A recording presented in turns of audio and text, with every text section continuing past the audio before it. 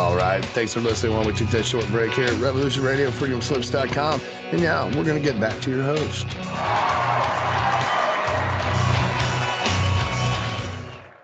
Ladies and gentlemen, welcome back to another episode of Cosmic Catastrophe on Revolution.radio.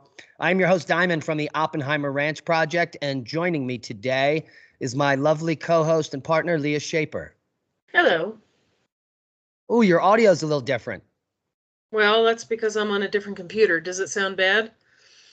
A little tinny. Yeah.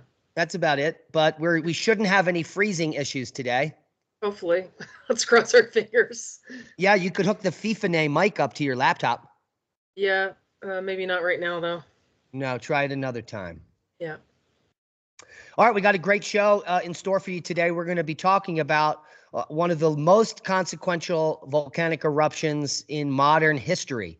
This is the 1783 eruption of Laki on Iceland. We'll dive into the geology, the significance. This volcanic eruption is only listed as VEI 4, but that doesn't mean the significance as far as climatic effects and famine weren't significant. They were quite significant because of the amount of SO4 that was pumped up into the stratosphere. Yes. You have any comments on that? Well, just that it's just interesting because we tend to think of siliceous volcanoes that are erupting high into the stratosphere as being the real killers, but this just goes to show that a long enough fissure eruption can cause a similar amount of damage to life on Earth. Right, and what else happens on Iceland, being it's so volcanically active, if a 15-mile-long fissure opens up, other volcanoes in the same system tend to erupt. In this case, Grimsvötn was erupting for 5 years during and after this event. So Iceland is pretty much, I think, the area we need to focus on for world-changing events. Yes. And we'll get to all of those details in the second half of the show. We're going to kick off the show discussing evolution.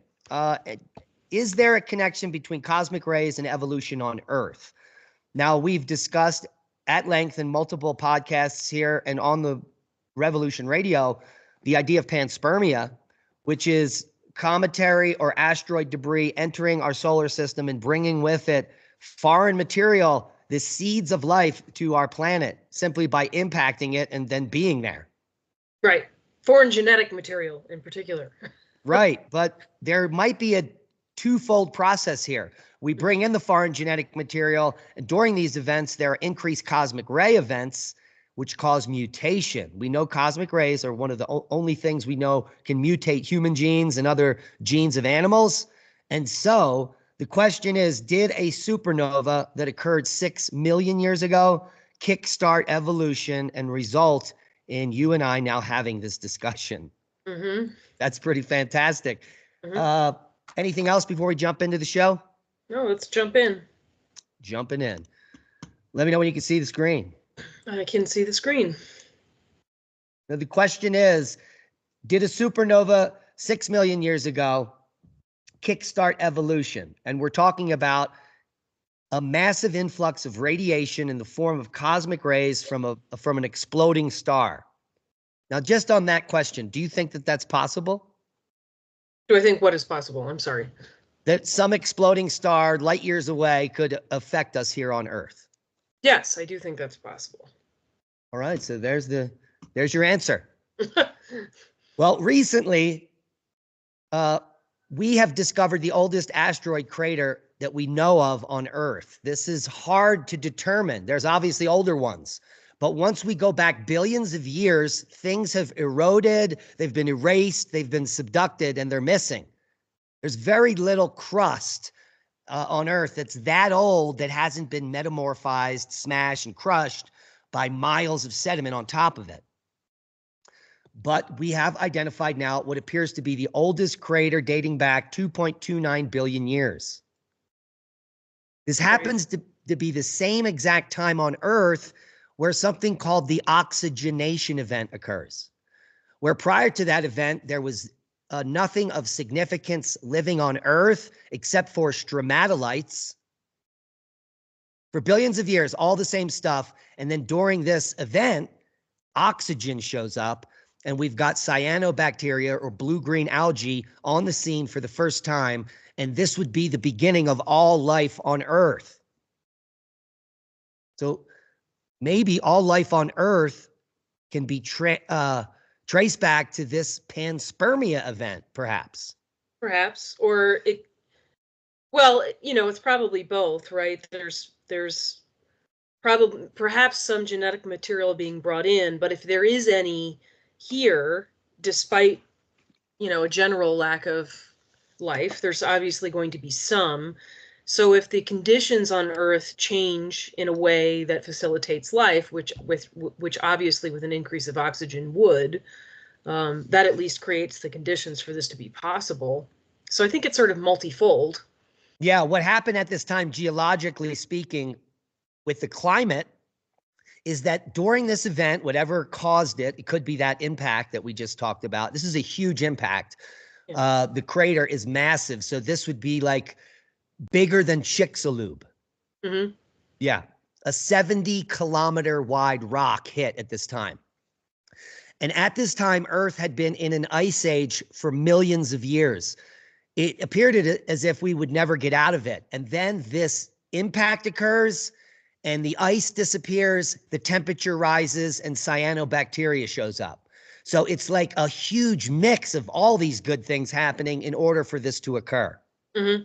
And it may also be increased cosmic rays with the panspermia material in some kind of a cocktail mixing up for the first time that sparks this blue-green algae. Mm-hmm. It's probably more probable that the blue-green algae was here and just needed the necessary environment to grow. So it arrived on a rock from space, but didn't have the right oxygen or whatever until an event occurred and it woke up. We know this is possible because we've revived 40,000-year-old nematodes that have been frozen in ice for continuously. Which are now reproducing. Yeah. So I think we're getting closer and closer to the answers we need, and it's looking more likely that we are definitely aliens. Yeah, I would encourage our listeners and viewers.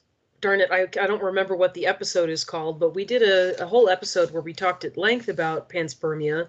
You know, we also talked about not just the nematodes, but experiments that have been done where like certain kinds of bacteria were put like on the surface of space shuttles, and they somehow survived the re-entry into Earth's atmosphere, which is absolutely fascinating. You know, so that all tells you that this is possible. Plus, there's evidence of life in space in the sense that, I don't remember which comet it is, but there's a comet that emits huge amounts of ethanol, alcohol, which is produced via fermentation, which is an organic process, which suggests that there's some kind of life in that comet, which is also extremely fascinating. Yeah, because why, if the building blocks of life are on a comet and cosmic rays interact with it and the right conditions are there, anything can happen. Mm-hmm. Especially if bacteria can re-enter on a spaceship. Yeah. You know, decades ago, we would think the conditions during re-entry would negate panspermia, and that was the thought that, right. Oh, well, nothing traveling at tens of thousands of miles an hour in an oxygenless space exposed to cosmic radiation could make it to Earth and survive, but it does. Right. Right. Well, and I think we have to ask the same questions about RNA and DNA, right? Because that's largely what viruses are. They're typically either DNA or RNA, essentially, strands. And so, you know, I have questions about a virus's ability to survive similar conditions. I mean, it kind of leaves me in a state of disbelief, the same way that the experiment involving the bacteria on the space shuttle does. But that, I think, has to be taken into account simply because probably the first things that are going to be changed by radiation are DNA and RNA, which therefore would affect viruses. And there is a running theory that viruses play a huge role in evolution. So sort of two questions. There's the potential modification of viruses on Earth But then I have another question about like, okay, well, what if viruses can survive in space and make it through our atmosphere the way certain bacteria can? And that's what we've been talking about with panspermia, right? Is the introduction of genetic material from elsewhere in the cosmos. Agreed. And we've got these boundaries in geologic time that are unexplainable. We call them mass extinction boundaries, where on one side there's all these animals, and on the other side they're not there, and there's a whole new subset of animals. Right. Like, and how we're does that just happen? blaming it on the catastrophe itself. Like, oh, well, a comet hit and it rung the earth and everything burned, and that's why the animals died. Well, why is there a whole new subset? So they say, well, there's all these ecological niches that needed to be filled, and so that's how evolution occurs. But that still doesn't exactly explain the source of the genetic material for those new organisms, right? Exactly. Like, that's or the part that's missing. Because ecological niches arise all the time on Earth. How come there wasn't a small ecological niche that arose where mammals were on all just covering a continent? Mm-hmm. Mm-hmm. It didn't happen. It's a complete change in the biome that's unexplained simply from the catastrophic event. There's got to be more stuff going on to get a whole new group of creatures. Well, and then there's also things like, okay, if you look at animals like octopus, right? From an evolutionary standpoint, the genetic material of the octopus looks like it skipped many steps along the way to become what it is now. So, like, how did that happen? You know? Yeah. Yeah. So we're talking about a curious connection between cosmic events and virus diversification 6 million years ago, which happens to coincide with the rise of hominids. Mm-hmm. So prior to this, we've got apes on Earth, but something happened 6 million years ago where hominids and hominins emerge. The apes start to stand upright. They look different. They come down out of trees and they start walking around on the surface. Right. And so, do cosmic rays influence our planet more than we thought? Radiation from an exploding star may have a profound effect on the evolution of life on Earth, according to a new study. About 2.5 million years ago, the viruses infecting fish in Africa's lake Tanganyika underwent a mysterious and rapid explosion in diversity. Yet the exact cause of this change remained a mystery. Now, a new study has found that the upswing in these types of viruses found in the lake happened at the same time that our planet was being pummeled by cosmic rays from an ancient supernova, suggesting a possible link between the two effects or the two events. Now, did you read the article? I mean, the paper? I read the paper, yeah. So I want to issue a caveat here. This paper does not actually hypothesize that at this particular time the increase in radiation directly led to an increase of diversity of viruses in fishes. It mentions at the end of the paper that two other papers have well, there's one paper that showed that the rate of virus diversification in Lake Tanganyika, Africa, accelerated 2 to 3 million years ago. And another paper talks about how mutations can happen when you have double-strand breaks in DNA. So what this paper does is it loosely throws out the idea that the paper largely analyzes the cosmic ray radiation that may be associated with a supernova event 2 to 3 million years ago, but it only loosely throws out the idea that perhaps this caused diversification in viruses. So that article is kind of misleading, but it certainly does want to make me go back and read the other two papers that are very briefly mentioned here. Yeah, and what's interesting is that the two dates they use in this paper, which is the first cosmic event 5 to 6 million years ago, would be the diversification of apes into hominins. And then 2 to 3 million years ago, that would be when we became hominids and we were all standing upright and human-like. That was 3 million years ago. Yeah. So maybe these two cosmic events, what we're seeing is that a particular type of mammal called hominins are extremely affected by cosmic rays. And we would need a whole study focusing on that to give us more data. Right. You know, and if you couple that with this idea that we've talked about many times on this show, that the Lachamp magnetic excursion that occurred 42,000 years ago coincided with the extinction of Neanderthal. It's the same concept in the sense that an excursion would create a very weak magnetic field, which would allow for a greater influx of cosmic radiation. Right, that's kind of the theory that we've been working with here, and this is essentially the same, very similar phenomena in the sense that there's more cosmic radiation.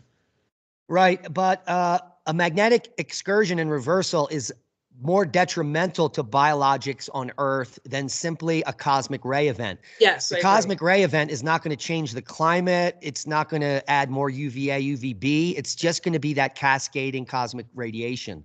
Well, it might change the climate. Which is going to be a mutation event exclusively. Yeah, but so it may the change. Lachamp killed off Denisovans and Neanderthal because of the detrimental effects of the reversal, not because of the cosmic rays. Well, but you can also argue that the cosmic rays entering the atmosphere does change the atmospheric chemistry. Right, like it can lead to a lack of ozone, for example. Which and that's what did kill off those two species. So it's very interesting. Yeah. So what we're learning simply from this discussion is that the cosmic radiation can be beneficial to evolution, and it can also be detrimental to survival. Yeah, you know, as I read this paper, that's mainly what I was thinking about was that it's not just radiation, but also other catastrophes on Earth really, in a way, through destruction, fuel life, right? It fuels change and evolution on Earth so that things do not remain static. And so it's kind of interesting because it really is, it's like a Shiva, you know, the force behind all life and death on Earth. And interestingly enough, it doesn't apply to the law of uniformitarianism, which is used in all these basic sciences. Mm-hmm. The deeper you look evolutionarily or in archaeology or anthropology, what we see is these long periods of quiet time that are interrupted by major disruptions, which destroy entire civilizations, and in the longer scale, entire species. So at every scale, we're looking at catastrophe after catastrophe is driving the change, not uniformitarianism. Well, in a way, you could argue that uniformitarianism is completely imaginary, right? Like it basically doesn't exist. It appears to exist on the shorter time scale, you know, within the time frame of a generation or two, often, not always, right? But you know, we currently live in a period of time where things appear to be stable and kind of the same and have been the same for a long period of time, but that's not really true in the grand scheme of things. It's like you said, it's the catastrophes and the radiation that create a constant stream of change, which is a inherent characteristic of life. Right. Everything is driven catastrophically, whether it be geologic events, whether it be evolutionary events, everything is a catastrophe or related to it. It's crazy to think about. Well, and that fits in kind of nicely too with this thing I've been saying on this show frequently, that in a way, like it makes some spiritual sense as well, right? Like perhaps we have all of these catastrophes in order that we forget all of the things that we knew before so that we can learn again or learn in a new way. Interesting. And the law of uniformitarianism may be a way for the controllers, whoever they are, to keep blinders on the masses. Everything is fine, folks. It's always been this way. Oh my God, the temperature may rise 2 degrees and we're all going to die. That is not what really happens. The temperature rises and falls 20 degrees and then we all die. And that's always been happening. It's very, I mean, you could also argue that clinging to uniformitarianism, it may also be partially just an inherent human tendency, because that idea is safe and comfortable, right? Like living in the face of catastrophe is obviously very stressful and uncomfortable. And so, you know, obviously we'd prefer periods of stability because it's easier. Yeah, and we have reached a new cosmic ray maximum for modern times that occurred back in 2010. I'm throwing that out there. I'm close. But the next solar minimum could be the next peak in cosmic rays. So 4 or 5 years from now, we could be higher than that cosmic ray maximum during the last solar minimum, which was 2 solar minimums ago. Mhm. The last solar minimum did not exceed the cosmic ray maximum from the previous, but it's increasing because the magnetic field is weakening. So Right. in a process of cycle after cycle, as the field weakens, we could be entering new and higher cosmic ray maximums never seen before. Now, Mhm. what does that mean to us? Mhm. Well, we know that it does have an effect. How much cosmic radiation do we need to actually to have evolution occur? Mhm. Yeah, that's the question. And then how much of that evolution? I'm obviously all evolution involves destruction to some degree, right? So that's another question. Is what, obviously there will be changes, but with that comes loss of life and probably disease to a certain degree. Right. And the unfortunate thing is for hominins and hominids is that we reached a peak about 3 million years ago. There were dozens of species. A million years ago, there could have been up to 20 species. Mhm. And now we're down to just one. Mhm. And so we may no longer be during the next event. Well, you could also look at it from the perspective of, and this is something else we've talked about a good bit on this show, the idea that because there's obviously evidence that we have interbred with other hominids in the past, Neanderthals, Denisovans, etc. I've hypothesized that perhaps we have dwarfism as a relic of Homo floresiensis. Obviously, I don't have any genetic information to back that up. It's just completely speculative. But if the one hominid species that remains has a wide diversification in its genome, that helps our ability to survive and adapt. So you can look at it that way too. So we got that going for us. Right. The bad news is if that we get eliminated right at the cusp when AI has reached singularity, what will be left on Earth is only AI. Yeah, And that is a scary thought. that's pretty scary. All right. Anything else you want to talk about? Cosmic rays and evolution? No. All right. The next topic is fascinating, and it is the eruption of Laki on Iceland.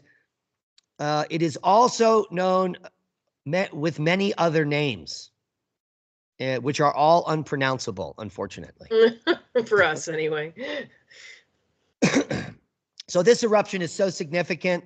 It lasted for 8 months. It began on June 8th, 1783, and within 9 days, the volcanic haze descended on Europe. Now, this is a time where there's obviously no cell phones. There are some newspapers, but it takes like weeks for information to get disseminated, if not months, around the world, because the mail is being moved or the correspondence by ships. So it takes months to get to America or to Europe or whatever. Mm-hmm. Well, it sounds like in this time period too, the most contact for Icelanders would be ships from Denmark, which sounds like we're pretty limited. Yeah, and that would be a much shorter trip, so you'd have easier communication. Mm-hmm. But remember, this is the time, the beginning, the birth of America. We've got some colonies on the East Coast. Most of America is wild. And then this eruption occurs June 8th, 1783. And for the next 5 months, it pumps out 42 billion tons of basalt lava, as well as clouds of poisonous hydrofluoric acid and sulfur dioxide. Now, for decades, no one knew that this Laki was the result of all the accounts at the time of the climatary shifts. They said that no way this little eruption could have shifted the climate because a VEI4 SIL eruption just doesn't produce, it doesn't go high enough into the air to matter until they started looking at it geologically. And all of the basalt is literally looks like it has soda bubbles in it. This eruption was filled with sulfur gas. Well, not to mention the fact that it went on for 8 months. Right. And it wasn't only a fissure eruption. There were up to 5 calderas that formed, which were explosive phases, which actually reached the stratosphere, which is unprecedented for a fissure eruption. These were not existing volcanoes, not existing vents. They're associated with this crack, which is 14 miles long. Can you imagine what it looks like? A 14-mile fissure in Earth with lava shooting up to 1,300 meters. So these are high fissures reaching almost 10,000 feet in some cases, with intermittent explosions to 40,000 feet. And up here in Iceland, the stratosphere isn't that high up. It's about 35,000 feet up. Whereas if you were at the equator, it'd be 55,000 feet up. Up here in the northern latitudes, it's much closer and very easy to pump sulfur dioxide into the stratosphere. And once it's in there, it stays there for years. It takes up to 3 years just to get it back into the atmosphere. And like you said, this lasted for 8 months, the first 5 of which were the most vigorous. So the first 5 months, it was continuously erupting and basically setting up the northern hemisphere for crop failure, famine, and other catastrophes which were about to unfold. Any comments? Well, I have comments, just not at this stage. Your mic is off. Oh, yeah. The Laki eruption and its aftermath caused a drop in global temperatures. We talk about this always with large VI7 eruptions. It typically drops the temperature 1 to 3 degrees C locally, northern hemisphere, and it lasts between 1 and 3 years. So in this case, there were some of the most significant temperature drops I've ever seen with a volcano of this scale. Remember, it's listed as VEI4. Right. So if you're just getting into eruptions and you're looking back down the list, you would just breeze by it because you wouldn't think it's significant. Yeah. I mean, it really does suggest that I think we've talked about this before, that seems like we need a new kind of classification for the severity of volcanoes based on their ability to be destructive. Right. So the VEI index focuses on explosivity, which doesn't necessarily mean a danger to humans or Earth, because we can get a VEI4 that can pump.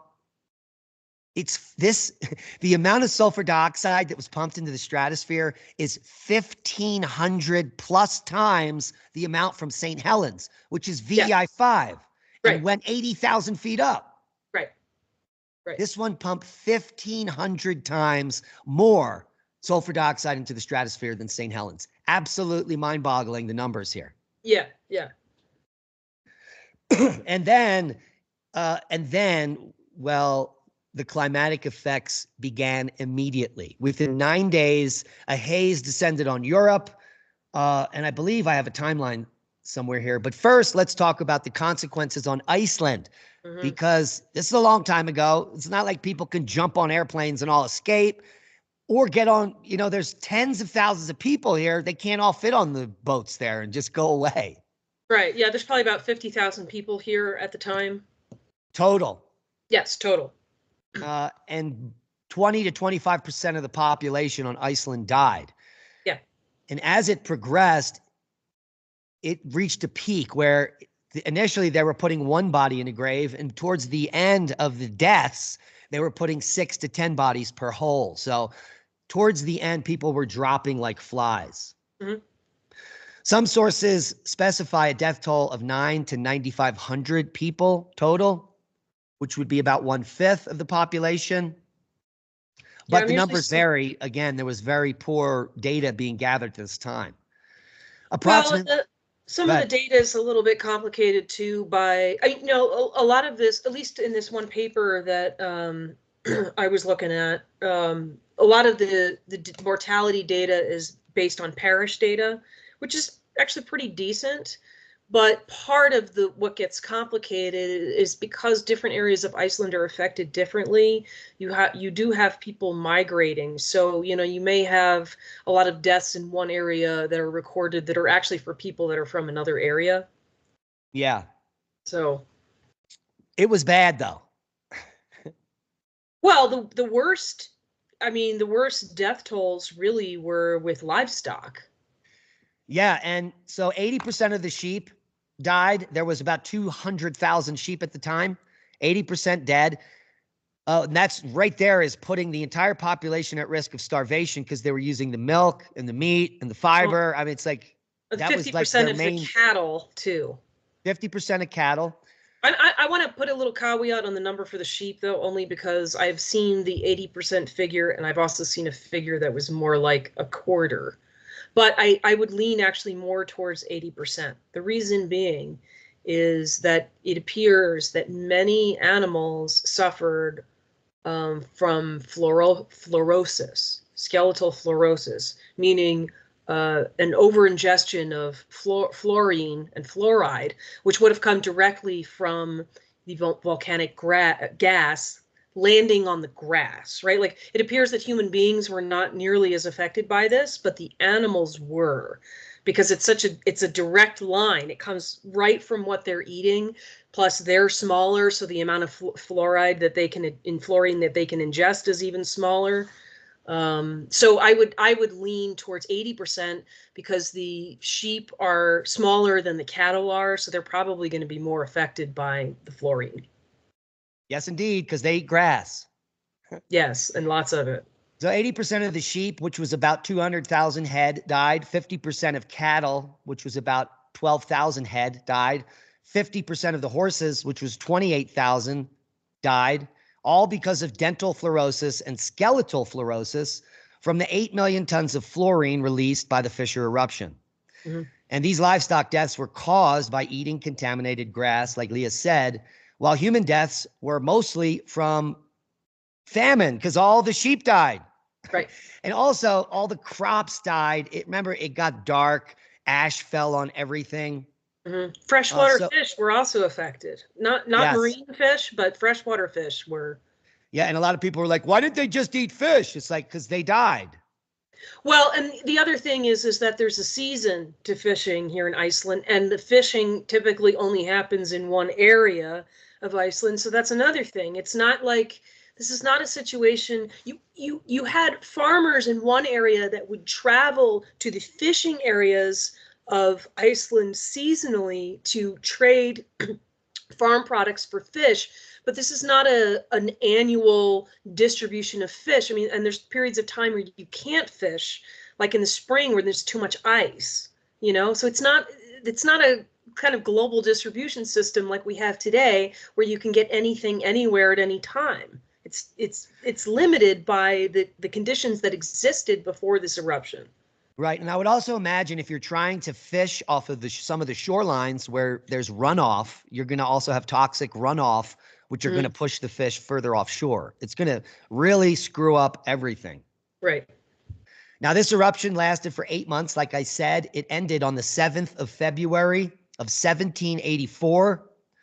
But like we alluded to earlier, most of the lava came out in the first 5 months.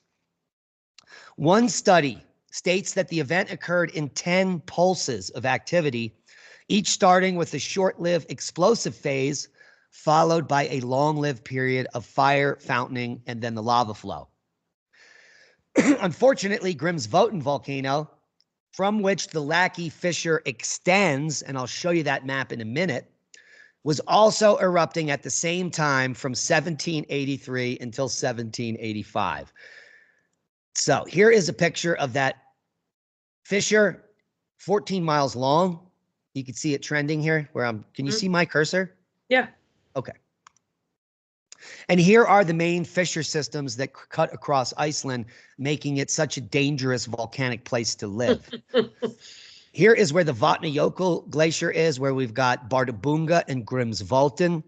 And Grimsvötn is connected to this orange rift zone here. And if we just travel down into the middle here, right between Hekla and Grimsvötn, right to this spot, this is where the Laki fissure formed. So this is where that's occurring. The good news, it is in a protected area of Iceland currently. No one's allowed to build there. These areas in the middle is where most people are not allowed to be unless you're just visiting for the day. And for good measure, because if you build something here, it will eventually be consumed by lava. Right. Now, the Laki eruption traveled and filled all of the valleys and moved very rapidly towards the sea. So it did destroy some stuff because it was so voluminous. Say that 5 times fast. And then the problem with the 8 million tons of fluorine and 120 million tons of sulfur dioxide both gave rise to what is called the Laki haze across Europe. And there was nothing good about the Laki haze. So an estimated 120 million tons of sulfur dioxide was emitted, which is 3 times the total annual European industrial output in 2006. The only difference, this was put into the stratosphere, which the smokestacks in Europe do not do. Right. This eruption was equivalent to 6 times the 1991 Mount Pinatubo eruption, which again, I think was like 80,000 foot up into the stratosphere. So much more significant eruption. But the Pinatubo eruption barely did anything to climate because it was short-lived. And even though it went up into the stratosphere, it did not deliver the amount of sulfur dioxide that this did. This was 6 times as much. Yes. And Pinatubo changed the temperature on Earth by 1 degree C, maybe 1.5 from one source, but it only lasted for 6 months to a year. Whereas this effect is much longer. And many people think that the Laki eruption resulted in the French Revolution. Indirectly, yeah. Yeah, and we'll get to that because it drove famines that were already occurring, and they started to cascade, and the people got more and more angry. And by, I think, 2 or 3 years after this eruption, it cost you 96% of your annual salary just to buy food. I did hear a figure like that. Yeah. Just to buy food. So Right. that Like means at you one can't point, buy it was like anything half else. of your income. Okay, go ahead. At one point, it was about half of your income, and then it became like 90%. Yep. Yeah. So it was a rapid, it's almost like some type of super inflation occurring. Right, right. You know, and I suppose if you're a regular person in this scenario, while you may be aware that some of this is caused by natural phenomena, you're still going to feel like it's your government's job to try to account for the disasters. And if your government is unable to do that or unwilling to do that, well, then you're going to be mad at your government for not providing you relief. Yeah, you're going to be pissed. Yeah. And so in many areas in the Northern Hemisphere, it was very cold. In Japan especially, and even Benjamin Franklin, we'll get to some of his accounts. He says it was, there was a frost in many areas in the middle of the summer that they woke up and they were like, what is going on? But it didn't only get cold. The summer of 1783 was the hottest on record in Europe specifically, right? Yeah. Yeah, in Europe. A rare high pressure zone over Iceland caused the winds to blow to the southeast.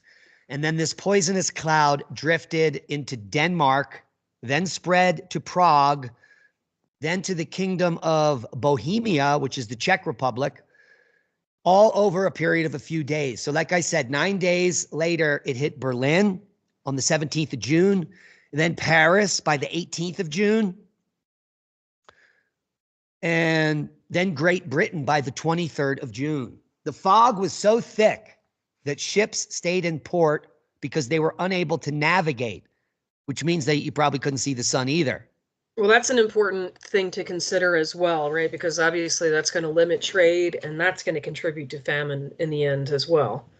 Right. The sun was described as blood-colored. Yes. So here's the problem. Inhaling sulfur dioxide gas causes you to choke as your internal soft tissue swells. The gas then reacts with the moisture in your lungs to produce sulfurous acid, which is not good because once your lungs are damaged, you can't breathe. Mm. The local death rate in Europe in some regions was up 5% during August and September, with more than 40 dead. In Great Britain, the east of England was most effective, which is interesting because it's the closest to the volcano. Mm. And records show that additional deaths were among outdoor workers because they're breathing the air all day. Mm-hmm. The East Coast was perhaps 2 or 3 times the normal rate of death, and it has been estimated that 23,000 British people died from this poisoning from the sulfuric acid or the sulfur dioxide gas that they were breathing.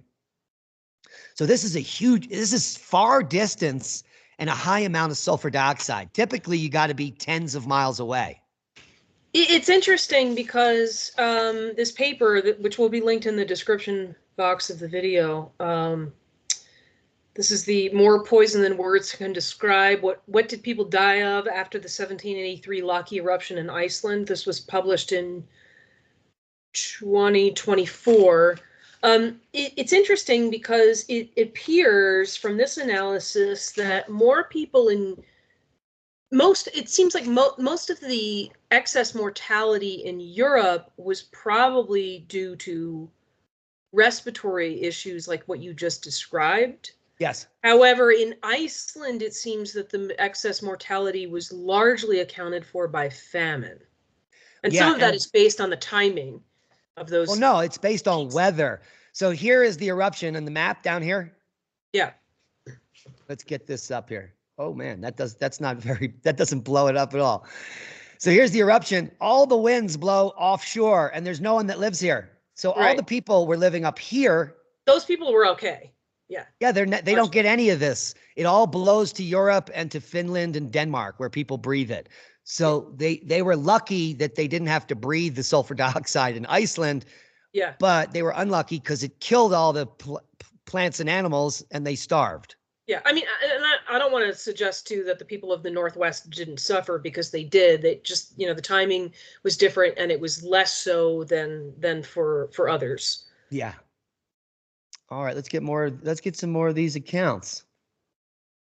The weather became so very hot in Europe that it caused severe thunderstorms with large hailstones that were reported to have killed cattle. So this is 10-inch hail or bigger. You need big hail to kill cattle. Mm-hmm, mm-hmm. The haze didn't dissipate until autumn. So figure, this is like 8 months of haze in Europe. Yeah. Absolutely crazy. The winter then, all over North America, was the worst winter ever recorded ever in historical times. Ben Franklin said it. In Europe, it was the most severe ever. Naturalist Gilbert White in Shelburne, Hampshire, reported 28 days of continuous frost, which to some of you might not seem like much, but back then, this was like zone 8. It was pretty tropical. It'd be like Georgia getting frost for a month, which never happens. Yeah. So pretty unique situation here. So the extreme winter is then estimated to have caused an additional 8,000 deaths in the UK. And then guess what happens in the spring? You've got record runoff and flooding, and then people get washed away. So catastrophe, cascading catastrophe after catastrophe. Mm-hmm.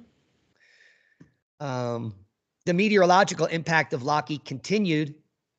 It contributed significantly to several years of extreme weather in Europe. So that sulfur dioxide lasted up in the stratosphere for years. And in France, a sequence of extreme weather events included a failed harvest in 1785 that caused poverty for rural workers, as well as droughts, bad winters and summers. So for years, so 1783, 84, 85 in France, it's getting worse and worse. And now people are starving. And then Grimsvötn is erupting. So it's continuing to pump more of this into the atmosphere. And then it affects the El Nino La Nina system from 1789 to 1793. And that's what they think pushed France over the edge and the revolution. You have anything else about Europe? No, it's just very interesting to think about all of the domino effects that something like this causes. It does make it hard to look back retrospectively and determine, which things were a direct result of the eruption and which things were results of other factors that were affected by the eruption. Because there's some discussion, let's say in this paper, talking about the mortality caused by this eruption, where they'll point out that there was already famine in a certain place before the eruption even occurred. So everything is kind of indirect for the most part. There's very few things that are direct. There's very little mortality that is a direct result of the eruption, except for the livestock, I would say. And obviously agricultural products to some degree. But everything builds on everything else. It depends on how your system of food distribution was set up prior to this occurring. And so it does become a little bit difficult to tease out which things caused what. But certainly it's a domino effect. Your mic is off. Yeah, there was a famine in Japan that began a year prior, and then after this was exacerbated, and it was much, much worse. Yeah, yeah. But let's talk about North America, because it's where we live. Yeah. In North America, the winter of 1784 was the longest and coldest on record. It was the longest period of below zero temperatures in New England, with the largest accumulation of snow in New Jersey, and the longest freezing over the Chesapeake Bay. The Chesapeake Bay doesn't freeze anymore. Mm-hmm. So this is cold. Mm-hmm. At the time, well, remember, we're still in the Maunder minimum here. Yeah. We're just coming out of it. Right. And the Dalton minimum is about to hit. Yeah. This is a crazy time to be alive. Yeah. So at the time, the capital of the United States was in Chesapeake at Annapolis, Maryland. The weather-delayed congressmen who were traveling there to vote for the Treaty of Paris, which formally ended the American Revolutionary War, and a huge snowstorm hit the South, and the Mississippi River froze at New Orleans. There were reports of ice flows in the Gulf of Mexico. These are icebergs, folks. Yeah. So, and that would be from huge chunks of the Mississippi freezing and then rafting the ice out into the Gulf. Mm-hmm. And it's still being, the surface temperature being so cold, it doesn't melt. The Gulf of Mexico is never that cold. I don't know if you've ever been there. It's you mean like the Gulf of America? The Gulf of America is like tepid bath water. Yeah. So that's quite interesting. I have an account here from Benjamin Franklin. He says, during several of the summer months of the year of 1783, when the effects of the sun, now he didn't know about the eruption and he's writing this, so this is kind of interesting. When the effects of the sun's rays to heat the earth in these northern regions should have been greater, there existed a constant fog over all Europe and great part of North America. This fog was of a permanent nature. It was dry, and the rays of the sun seemed to have little effect towards dissipating it, as they easily do a moist fog arising from water. So this was a fog unlike they've ever seen. Mm-hmm. In fact, because it wasn't moisture, it was sulfur dioxide. Right. Yeah. Which is why the sun's not burning it off. There were indeed rendered so faint in passing through it that when collected in the focus of a burning glass, they would scarce kindle brown paper. I have no idea what that sentence means. He's talking about trying to light paper on fire with the sun's ray and like maybe like a magnifying glass. Oh, okay. Yeah, and he's saying you can't really do it. Wow, so that is really a reduction in sunlight. Yeah. He says, hence the first snows remained on it unmelted and received continual additions. Hence the air was more chilled, the winds more cold, and perhaps the winter of 1783 and 84 was more severe than any had happened for many years. The cause of this universal fog is not yet ascertained. or whether it was a vast quantity of smoke long continuing to issue during the summer from Hekla in Iceland. Now, Franklin is smart. He knew that in 1766, this volcano erupted in Iceland and caused similar effects, but this Laki eruption was probably 20 times bigger than the previous. Yeah, I mean, so he may have had an inkling of what was going on simply because he's communicating with people in Europe who would have known what was happening in Iceland. But I'm actually surprised he doesn't know more about it at this stage. Well, he might have been writing it right during the eruption, but he knew that there was a fog in Europe, so he had correspondence there. Right. Yeah. Do you have any other accounts you want to talk about before we're about to end up here? Well, I mean, there's just this is not an account, but something that I found kind of fascinating as far as the records of mortality in Iceland. Yeah. So if you looking at these parish records, you do get one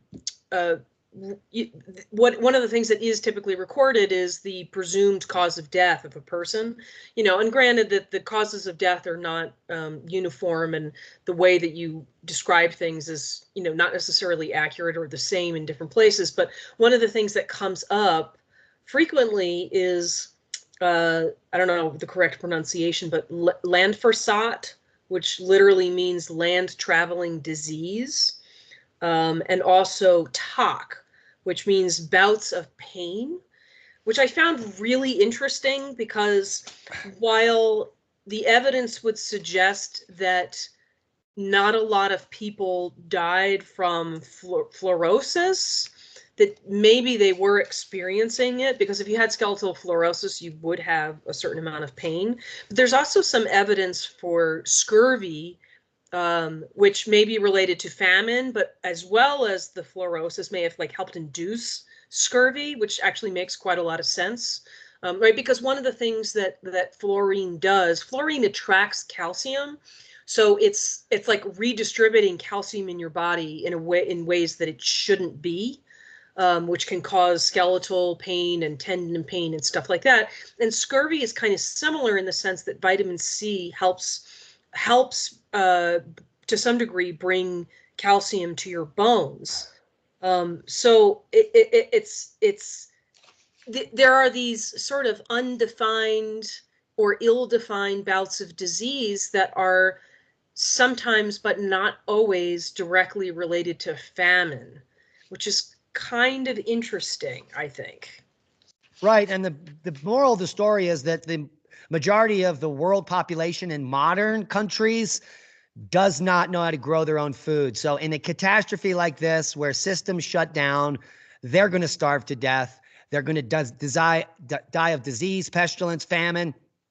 And it's usually waterborne diseases because people stop using plumbing correctly or washing their hands. And it rapidly runs through the population. Well, it's interesting, too, because there's also an account in Iceland. I can't remember where it is, but it may be in the Northwest, which, was less affected, where there was more food. And so you had certain people in Iceland, migrating there after a certain point, which then stressed the area that had more food with this incoming weakened population, So there was a complaint from I don't know, it was like a governor or something about that area, all of these people who are weakened who were showing up there because that's the place that has any food. It's the one place you're going to go if you're going to have a chance of survival. And also the Danish government apparently didn't send any aid until the summer of 1784. And even when they did, it was very limited. It was like the equivalent of 2 weeks of supplies for all of Iceland. Guys, support Revolution Radio and freedom of speech, and watch us tonight on Magnetic Reversal News on Rumble. Follow us there. It's the only place to rewatch our radio show is on Rumble at Magnetic Reversal News, 8 p.m. Mountain Time. Join us there. See you there.